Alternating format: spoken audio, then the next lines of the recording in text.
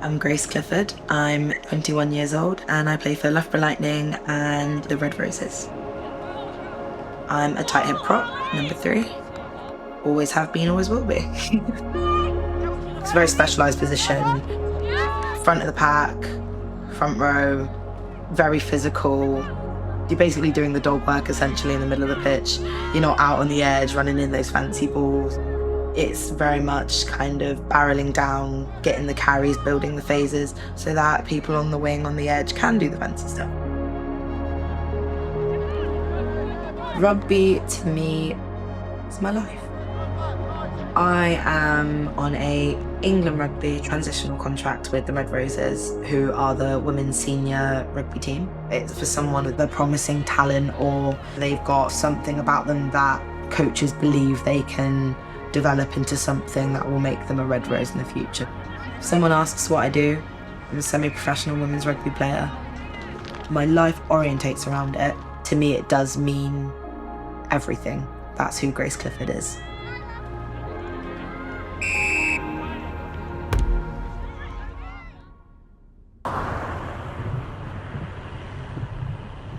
The day of the accident, it was the same as every single camp morning.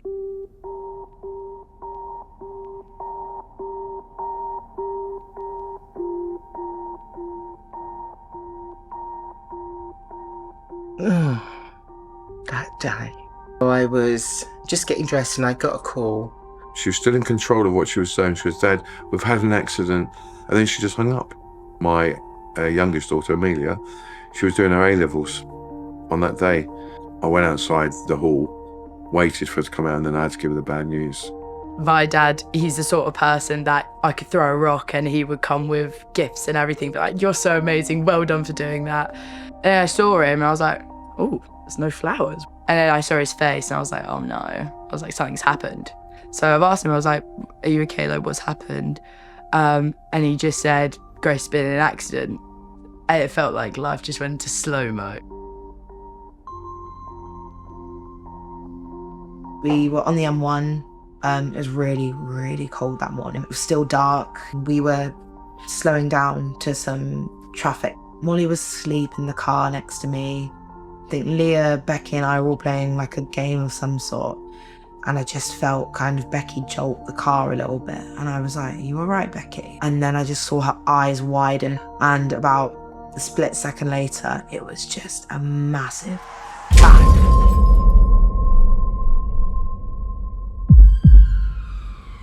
First responder was the police, and then it was highway maintenance, and then the fire truck. On impact, I crushed my pelvis completely. They said it was as if like a bomb had gone off in the back of my pelvis. Because of just the way the gravity was going and Becky trying to slow down, she grabbed the wheel and we turned round and we smacked the central reservation, which dislocated my hip. Everyone had kind of either blacked out or was in shock. I thought, if the impact didn't just kill us, the oncoming traffic that I'm currently making eye contact with is definitely about to kill us. First feeling I remember is just my chest going up and down, heaving, just like from the shock. And then slowly the girls came to properly. We're assuming he just must not have seen us, but we were told from the look of our injuries, he was travelling quite fast. Jill, her mum went tearing up there. Got to the hospital and Grace was lying sort of on her side, and they'd sort of said to me, "Look, we think she's done something to her hip." And I think that was really scary, because the first thing even then we all asked them was, "How long are we going to be out for?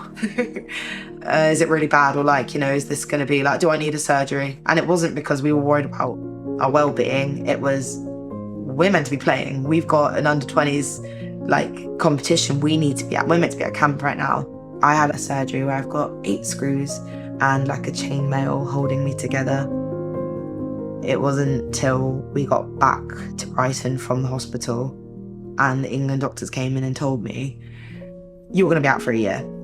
And I remember sitting in silence for about a minute, just being like, oh, okay. Like, I'm not going to play rugby for a whole year. Like, I've never not played rugby.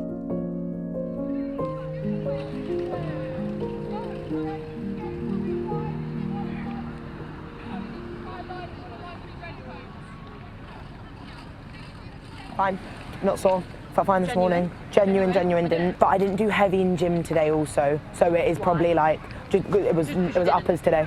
So I'm saying that I've not had anything to actually aggravate it. I haven't done skills. So the fact that I ran and I'm not sore today is a good thing, because obviously last week I couldn't do it and I was really sore. I spent 5 months not being able to walk properly because of something that wasn't my fault and was a freak accident. Who's ever rehabbed someone from a car crash who's a prop, who's going to spend half their life in a hinge position and is now compromised because it's broken? My scar, they've literally sliced through my entire glute, which obviously is one of the strongest muscles. Hips is one things you need to be able to sync and control when it comes to getting in position for tackles, set piece, everything.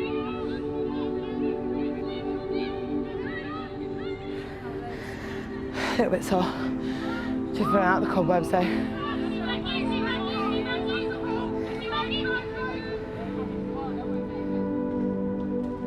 I'm a prop, I'm a big girl, I love it. I love that I am. It's part of my identity, it's part of my sport. This is the body that's got me to where I am, so I'm thankful for it every day. I'm like now about around 100 kilo, 5'10" prop. After the crash, I got down to 88 kilos. Like, everything about me that I pride myself on in rugby, I wasn't able to be that big person that I am. I've never not been independent. I've never not been bubbly and bright and being able to look after people, and not being able to do that really upset me, but physically not being able to, different ballpark. Fuck. Huh?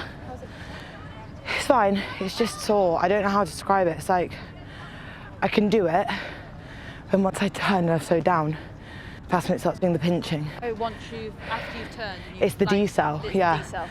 It's not the accel. It's the D-cell. And it's not a pain, it's like... And then we got back to the point where she could move. We're getting there, it's the end of the year. They have rebuilt her.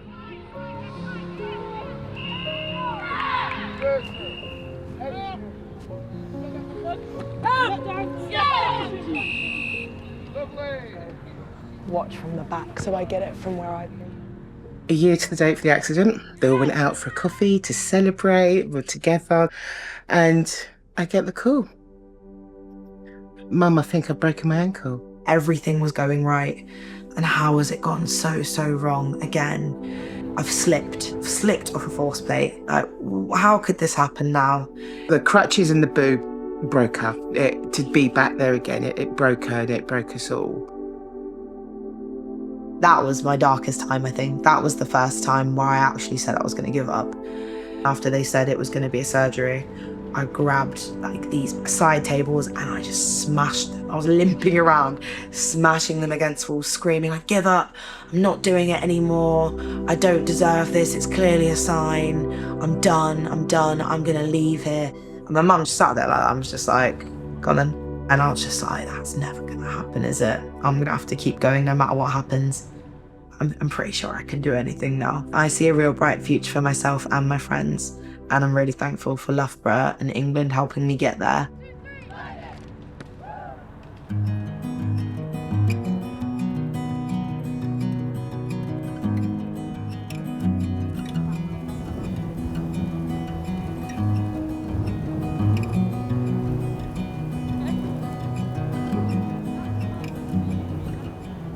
As much as I love playing at Franklin's Gardens, it was quite cool to actually play for Lightning at the uni.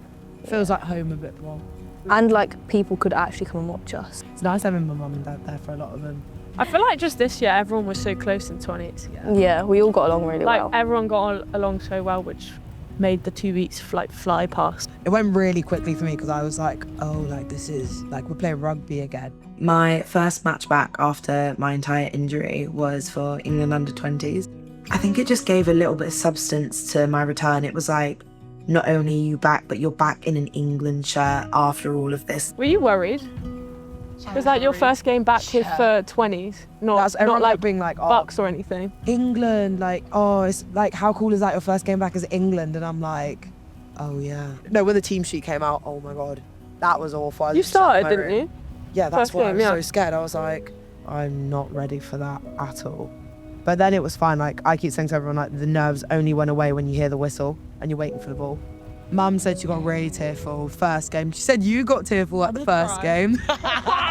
Becky cried when we scored. You know when she scored that first try there, I was like, of course Grace has got to score in that first game. There was no way you weren't going to score. That's the most annoying thing. I've been back for a year. Like everyone else, you score here and there. Grace comes on in the first game she played in however long and scores like in the first half. Yeah. Playing your first game back for under 20s, tick. First game back after 3 surgeries, tick. And then having your first game back with your best friend, who then also scores from an intercept try out of position on the wing, tick, tick, tick, tick, tick, tick, tick. I was just like, this is the best day ever. And I wish I could relive that day every day of my life, because it was just one of the most amazing experiences ever.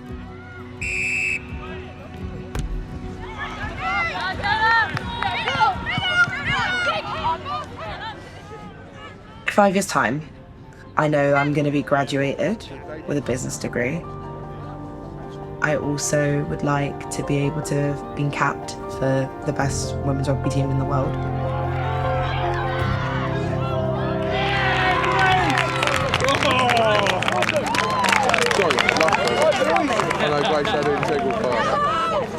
And I'd also like to be playing Premiership rugby week in, week out.